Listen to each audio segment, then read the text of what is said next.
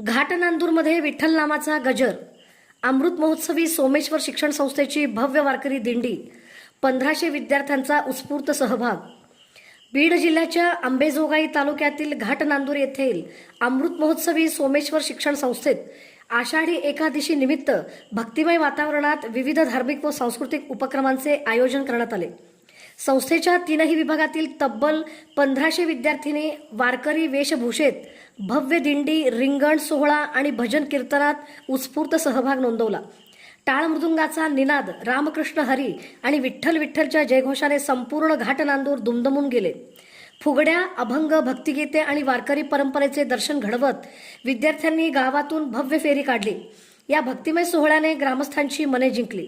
संस्थेचे अध्यक्ष डॉक्टर उद्धवराव शिंदे यांच्या हस्ते विठ्ठलाच्या प्रतिमेचे पूजन करण्यात आले. त्यानंतर पार पडलेल्या भव्य रिंगण सोहळ्याने कार्यक्रमाची शोभा अधिकच वाढवली.